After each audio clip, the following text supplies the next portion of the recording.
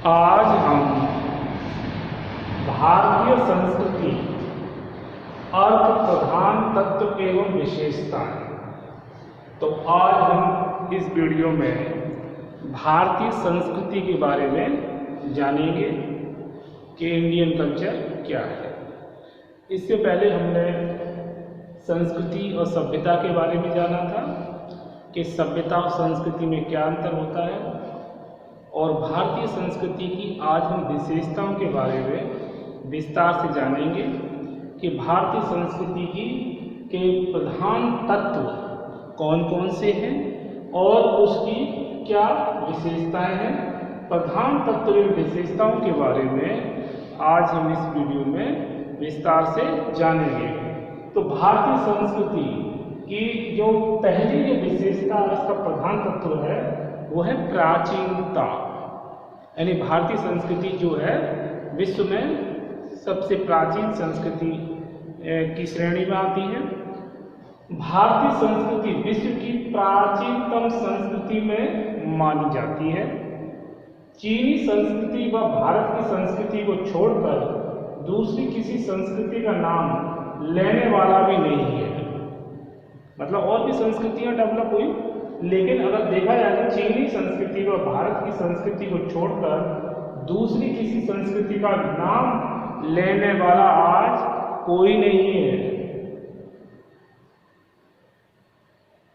तत्व गीता ज्ञान, अहिंसा, शांति का उपदेश, हड़प्पा सभ्यता। वैज्ञानिकों ने 3000 वर्ष पहले ज्योतिष का आविष्कार किया। कवि इकबाल के शब्दों में यूनान, मिस्र, रोमा सब मिट गए, जहाँ से कुछ बात है कि हस्ती मिटती नहीं हमारी। तो इकबाल ने हमारी संस्कृति के बारे में ये कहा है कि बहुत सारी दुनिया में बदलाव आ गए, लेकिन भारतीय संस्कृति की कुछ ऐसी बात है जो कभी न मिटी न मिटेगी और यूं ही बनी हुई है। तो जो हमारे संस्कृति के जो तत्व है, जैसे गीता ज्ञान, गीता का उपदेश उस समय दिया गया, उस समय भी प्रभावशाली था। आज भी गीता का उपदेश, गीता सार का अपना विशेष महत्व है। तो ये हमारी संस्कृति की विशेषता है। प्राचीनता ये होगी, आज भी उसमें आधुनिकता विद्यमान है। यदि कृष्ण के द्वारा दिए गए उपदेश आज भी एक तरह से ऐसे लगते हैं कि अभी कुछ समय पहले ही दिए गए हों, क्योंकि उनका जो सार तत्व है वो आज के वर्तमान में वो बिल्कुल सटीक बैठता है। इसके बाद अहिंसा, शांति का उपदेश। भारत सदैव अहिंसा और शांति का पुजारीगण है। हमारे जैसे श्री रामचंद्र जी ने सदैव अहिंसा का संदेश दिया, और अगर हम गांधी जी को देखें तो उन्होंने भी अहिंसा का ही पालन किया। हालांकि निर्बलता की अहिंसा का तो नहीं, लेकिन उन्होंने कहा कि यदि मनुष्य का अगर किसी व्यर्थ में हिंसा नहीं करनी चाहिए, मजबूरी हो या कोई ऐसी स्थिति बन जाए, वो बात अलग है। लेकिन भारतीय संस्कृति का जो ने हमेशा ही अहिंसा और शांति का उपदेश दिया, चाहे यहाँ पर महात्मा बुद्ध हुए या महावीर स्वामी, महात्मा गांधी और हमारे और भी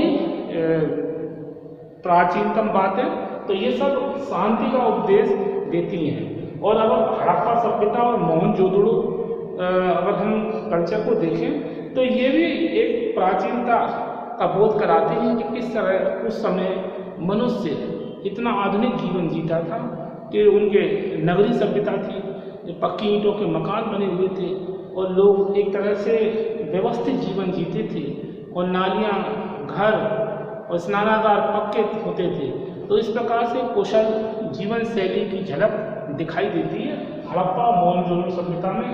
और वैज्ञानिकों ने हमारे देश में किसी प्रकार के ज्ञान की कोई कमी नहीं थी, तभी 3000 वर्ष पहले ज्योतिष का यहाँ आविष्कार देखने को मिलता है। और कवि इकबाल जैसे जो विद्वान हुए, उन्होंने इस संस्कृति के बारे में कहा, यूनान, मिस्र, रोमा सब मिट गए, जहाँ से कुछ बात है कि हस्ती मिटती नहीं हमारी। तो इस बात से भी ये एकदम स्पष्ट हो जाता है कि भारत की जो प्राचीनता है संस्कृति की, वो ज्यों की त्यों विद्यमान है और लोग उसको निरंतर अपनाए हुए हैं। मतलब उन्हें समय समय पर उसकी पुनरावृत्ति देखने को मिलती है कि आज और कल और बीता हुआ समय, मतलब उसमें कहीं ना कहीं एक चक्र चल रहा है और मनुष्य उसको भारतीय, उसको प्राचीनता को अपनाने में गर्व महसूस करता है। इसके बाद आध्यात्मिकता, ये दूसरा जो तत्व है और एक विशेषता है वो है भारतीय संस्कृति की आध्यात्मिकता। तो भारतीय संस्कृति ने अपने आप को जिस रूप में अभिव्यक्त किया है वह अध्यात्म की भावना है। मतलब भारत में हमेशा इस बात पर बल दिया गया है कि कर्मों से अपने मोक्ष की प्राप्ति करना, ईश्वर की प्राप्ति करना और ईश्वर के निकट पहुंचना, कर्मों में सुधार करना, अच्छे कार्य करना, पुण्य की तरफ ध्यान देना, पाप कर्मों से बचना। तो ये अध्यात्मवाद भारत में सदैव विद्यमान रहा है और अध्यात्म की भावना में सदा से भारत में चला आ रहा है और कि आंखों से दिखाई देने वाले इस स्थूल संसार से परे भी कोई सत्ता है। मतलब अगर हम प्राचीन भारत की बात करें तो पहले भी हमारे संस्कृति में पूजा पद्धति प्रचलित थी, लोग ईश्वर में आस्था रखते थे और कारण वही कि उन्हें भगवान कष्टों से दूर रखें और मोक्ष प्रदान करें, उन्हें बुरे कर्मों से बचाए, अच्छे मार्ग चलने की प्रेरणा दें। तो एक तरह से अदृश्य शक्ति से भय, मतलब अदृश्य शक्ति से डरना और बुरे कामों से बचना, यही एक अध्यात्मवाद है। और इससे क्या है कि लोग अपने एक अच्छे विचारों का जन्म होता है और परम सत्ता यानी ईश्वर की सत्ता को स्वीकार करने जो लोग करते हैं वो पाप कर्मों से सदैव बचे रहते हैं। और अगर जो व्यक्ति नास्तिक है और जो लोग मतलब अध्यात्मवाद में विश्वास नहीं रखते हैं, उन पर तो किसी प्रकार का नियंत्रण, लेकिन ये एक तरह से मतलब कमी देखने को मिलता है। अधिकतर लोग तो अपने अध्यात्मवाद में विश्वास रखने में अधिक ध्यान लगाते हैं और ये भारतीय संस्कृति की बहुत बड़ी विशेषता है। और हमारे यहाँ जो ज्ञानी पुरुष संत महात्मा हुए हैं, उन्होंने इसी बात का संदेश दिया है कि ये शरीर क्षणभंगुर है, ये आत्मा अमर है, शरीर नष्ट होता है। इसीलिए मनुष्य को अपनी आत्मा को कष्ट पहुंचाने के लिए इससे बचना चाहिए, आत्मा को पवित्र रखना चाहिए, जिससे कि मृत्यु के बाद इस आत्मा को परमात्मा के पास जाने में किसी प्रकार की कठिनाई ना हो और उसे कष्ट भी ना भोगना पड़े और जन्म मरण से उसे मुक्ति मिल जाए। तो इसका एक ही रास्ता है कि अच्छे कर्म करो, दूसरों के प्रति अच्छी दृष्टि रखो, सत्य ज्ञान का पालन करो। तो इस प्रकार की आध्यात्मिकता का हमारी संस्कृति में समावेश दिखाई देता है और हमारी संस्कृति इसी बात का संदेश देती आ रही है और देती रहेगी, जिससे जीवन व शक्ति प्राप्त करके यह प्रकृति फल फूल रही है। यद्यपि हिंदू धर्म में अनेक मत एवं संप्रदाय रहे, किंतु सभी संप्रदायों की मूल प्रेरणा शक्ति अध्यात्म की भावना रही है। तो मतलब भारतीय संस्कृति की जो मूल शक्ति और प्रेरणा रही है वो है आध्यात्मिकता। इसके बाद हम आगे देखते हैं सहिष्णुता। सहिष्णुता मतलब दूसरों के प्रति एक लगाव रखना, दूसरों के प्रति दुर्भावना रखना और दूसरों को भी बराबरी और सम्मान देना। तो सहिष्णुता से आर्यों ने अपने से भिन्न अनार्यों और विधर्मियों की उपासना विधियां भी स्वीकार कर ली। तो ये सहिष्णुता है। विविध संप्रदायों के प्रति सहिष्णुता और सम्मान का भाव भारतीय संस्कृति का प्रधान अंग रहा है। भारतीय संस्कृति सदैव दूसरी संस्कृति के प्रति आदर भाव बनाए रखती है और सहिष्णुता को अपनाए गया है। तो सहिष्णुता भी भारतीय संस्कृति का एक विशेष तत्व और विशेषता है। और हमारे देश में बहुत सारे लोग आए, शासक हुए और अपनी अपनी नीतियों को उन्होंने यहाँ पर लागू किया, लेकिन भारतीय संस्कृति ने सभी को एक समान दृष्टि से देखा, उनके प्रति एक विशेष लगाव रखा। और यही भारतीय संस्कृति की जो सहिष्णुता की जो विचारधारा या भावना रही है, ये भारतीय संस्कृति का एक बहुत बड़ा अंग और विशेषता मानी जा सकती है। इसके बाद आनुकूल्यता। आनुकूल्यता मतलब भारतीय संस्कृति के अंदर एक विशेषता है कि उसने अपने आप को समय के अनुसार अनुकूल बनाए रखा। जैसे कि जीव शास्त्री या जीव विज्ञान में एक सिद्धांत है कि वो ही जीव जिंदा रहते हैं जो अपने आप को वातावरण के अनुकूल बना के रख पाते हैं, वातावरण के अनुकूल ढाल लेते हैं। तो भारतीय संस्कृति में वही विशेषता है। भारतीय संस्कृति ने सदैव अपने आप को समय के अनुसार परिवर्तित करती रही है, जिससे कि ये अपनी गरिमा को बनाए रख सकी है और आज भी लोग उसका पालन कर रहे हैं। तो अभिप्राय, अनुकूलता का अभिप्राय है कि अपने को परिस्थितियों के अनुसार बनाए रखना। जीव विज्ञान का सिद्धांत है कि जो जीव अपने आप को परिस्थितियों के अनुकूल बनाता रहता है वह प्राणी दीर्घजीवी होता है, मतलब लंबे समय तक जीवित रह सकता है। वैदिक युग से वर्तमान युग तक हम काफ़ी बदल चुके हैं।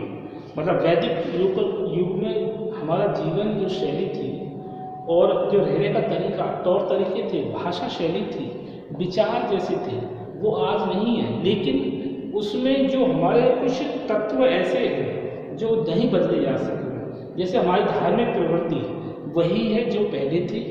इसके अतिरिक्त हमारा जो एक अहिंसा और एक तरह से अध्यात्मवाद में अटूट विश्वास, ये भी नहीं बदले, वैसे ही है। सिर्फ बदला है तो समय बदला है। लोगों में प्रतिशत में कमी आई है कि लोग अब धार्मिक ज़्यादा नहीं तो कम है, लेकिन बिल्कुल जड़ से बदलाव नहीं दिखाई देता है। तो अनुकूलता के कारण ही हमारी संस्कृति सदैव समय के अनुसार नए नए रूपों को धारण करती रहती है, लेकिन मूल तत्व उसमें विद्यमान रहते हैं, वो नहीं बदलते हैं। और इसीलिए हम अपने आप को इतना अपनी संस्कृति से जुड़ा हुआ पाते हैं। युग तक हम काफ़ी बदल चुके हैं। पहले हमारा धर्म था वो यज्ञ प्रधान था, यानी वैदिक युग में यज्ञों का अधिक महत्व था। पर आज हमारा धर्म भक्ति प्रधान है। कैसा है? भक्ति प्रधान। सामाजिक आदर्शों का परित्याग नहीं किया गया है। मतलब सामाजिक आदर्शों का परित्याग नहीं किया गया, इससे तात्पर्य है कि हमारे जो नैतिक मूल्य है, जैसे पुत्र का माता पिता के प्रति कर्तव्य या मनुष्य के कर्तव्य कौन कौन से हैं, या आश्रम व्यवस्था कौन सी है, वैवाहिक प्रणाली, ये हमारे आज भी हम उनको अपनाए हुए। आज भी हमारे धार्मिक अनुष्ठानों में स्त्री और पुरुष को बराबर का सम्मान प्राप्त है। मतलब बिना स्त्री के कोई भी धार्मिक अनुष्ठान संपन्न नहीं माना जाता। तो ये है कि हम पहले यज्ञ प्रधानता लिए हुए थे, पर अब भक्ति प्रधान जाते हैं, पर आदर्शों का परित्याग हमने नहीं किया है। इसके बाद सर्वांगीणता। सर्वांगीणता तात्पर्य सर्वांगीण विकास का एक लक्ष्य ऐहिक एवं पारलौकिक दोनों प्रकार की उन्नति करना। तो सर्वांगीणता से तात्पर्य है कि हमारा उद्देश्य, हमारी संस्कृति यह नहीं बताती है कि आप इस इहलोक मतलब इस मृत्यु लोक को ही सब कुछ न मान लें, इस लोक से भी परलोक में भी कुछ मतलब उसका भी ध्यान रखें। ऐसे कर्म करें जिससे कि आपकी अच्छी गति हो, मृत्यु के बाद आपको अच्छा मतलब एक तरह से स्थान मिले, आपको लोग याद करें। तो इहलोक और परलोक दोनों में सामंजस्य बना के रखें, जिससे कि बुरे और पाप कर्मों से बच सके। यही हमारी संस्कृति सदैव संदेश देती है और जन्म से लेकर मृत्यु तक हम संस्कृति में बने हुए हैं और हमारे जो 16 संस्कार हैं वो हमें इस बात का पाठ पढ़ाते हैं कि जीवन को किस प्रकार से जीना है और ये जो जीवन जो ज़्यादा लंबा नहीं है उसी में आपको सारे क्रियाकलाप करने हैं। तो हमारा जो आश्रम व्यवस्था और संस्कार जो व्यवस्था रखी गई है वो हमारी सर्वांगीण विकास का एक मार्ग प्रशस्त करती है। भारतीय संस्कृति में शारीरिक, मानसिक और आध्यात्मिक मतलब शारीरिक मतलब शरीर का, मानसिक मतलब ज्ञान बुद्धि, अपना ज्ञान का भंडार, अपने अधिक से अधिक शिक्षा प्राप्त करना, अच्छी बातें सीखना, और आध्यात्मिक मतलब ईश्वर के प्रति गहरी आस्था, उसके बताए हुए मार्ग पर चलना, बुरे मार्ग से बचना। ये बातें हमारी संस्कृति में विद्यमान है और हर व्यक्ति को इस बात का ज्ञान रहता है कि वो क्या अच्छा कर रहा है, क्या बुरा कर रहा है। संस्कृति उसको हमेशा यही बताती है कि आप गलत मार्ग पर हैं, आप अच्छे मार्ग पर हैं, आप अपना मार्ग, बुरा मार्ग छोड़ दीजिए, अच्छा मार्ग पकड़िए, जिससे कि आपका कल्याण हो सके। लेकिन मनुष्य के ऊपर ये डिपेंड है कि कुछ लोगों के गलत होने से संस्कृति गलत नहीं हो सकती। संस्कृति सदैव अच्छी बातों का ही संदेश देती है और वो भारतीय संस्कृति में सारी अच्छी बातें विद्यमान हैं और भारतीय संस्कृति में सारे मानसिक और आध्यात्मिक तीनों प्रकार की शक्तियों का क्या है, ये विकास पर बल देती है। आश्रम व्यवस्था को महत्व दिया गया, जैसे कि ब्रह्मचर्य आश्रम, गृहस्थ आश्रम, वानप्रस्थ और संन्यास। इस प्रकार से हम चारों आश्रम में 25-25 वर्ष का समय रखा गया है। इसका उद्देश्य यही रखा गया है कि हम अपने जीवन को संतुलित रूप से जिए। मतलब जब हमारा ब्रह्मचर्य यानी हम पठन पाठन का हमारा समय है तो हम पठन पाठन ही करें। गृहस्थ जीवन में जब हमारा प्रवेश होता है तो गृहस्थ जीवन में जो हमारे उत्तरदायित्व हैं, हमारे जो नियम हैं, मतलब हमारे जो कर्तव्य हैं, उनका पालन करें और फिर इसके बाद ईश्वर के प्रति आस्था और फिर इसके बाद अपनी इच्छाओं को, इंद्रियों को नियंत्रण करना, इच्छाओं पर, तृष्णाओं पर नियंत्रण करना, यही हमारा संन्यास और वानप्रस्थ में उद्देश्य होना चाहिए, जिससे कि हम अपने जीवन को संतुलित रूप से जी सकें और इस लोक के बाद भी परलोक में भी अच्छी स्थिति बनी रहेगी। तो ये हमारी संस्कृति इस बात पर बल देती है और मोक्ष की प्राप्ति पर भी हमारी संस्कृति पे सदैव से इस बात पर बल दिया गया हमारी संस्कृति के द्वारा कि हर व्यक्ति को तृष्णाओं पर कंट्रोल करके, यानी इच्छाओं तृष्णाओं पर नियंत्रण करके मोक्ष प्राप्ति का उद्देश्य बनाए रखना चाहिए।